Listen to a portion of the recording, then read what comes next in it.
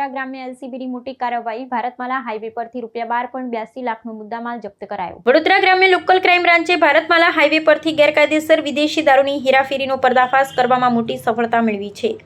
ચોક્કસ બાતમીના આધારે પોલીસે સરસવણી ગામ નજીક આવેલા એક ફૂડ ઝોન રેસ્ટ એરિયામાં ઓપરેશન હાથ ધર્યું હતું। ત્યાં પાર્ક કરેલી એક શંકાસ્પદ ગાડી પર દરોડો પાડી પોલીસ ગેરકાયદેસર રીતે રાખવામાં આવેલી વિદેશી દારૂ અને બિયરનો મોટો જથ્થો ઝડપી પાડ્યો હતો। પોલીસ તપાસ દરમિયાન રેસ્ટ એરિયામાં પાર્ક કરાયેલી અશોક લેલેન્ડ બડા દોસ્ત ગાડીમાંથી કુલ 6240 બિયરના ટીન મળી આવ્યા હતા। જપ્ત કરાયેલ આ બિયર ટીનની બજાર કિંમત આશરે ₹7.80 લાખ અંકાય છે।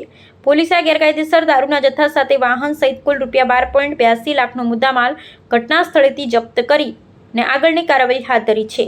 વડોદરા ગ્રામ્ય એલસીબી દ્વારા જિલ્લામાં બુટલેગરો સામે શરૂ કરાયેલી કડક ઝુંબેશના ભાગરૂપે આ સફળ ઓપરેશન પાર પાડવામાં આવ્યું છે। આ વિદેશી દારૂનો જથ્થો કયા સોર્સમાંથી લાવવામાં આવ્યો હતો અને તેને કઈ જગ્યાએ સપ્લાય કરવાનો હતો તે અંગે પોલીસે ઊંડાણપૂર્વક તપાસ શરૂ કરી છે। હાઈવે પરથી થતી આ ગેરકાયદેસર હેરાફેરીના નેટવર્કમાં સંડોવાયેલા અન્ય મુખ્ય સૂત્રધારોને પકડી પાડવા માટે પોલીસે ચક્રો ગતિમાન કર્યા છે।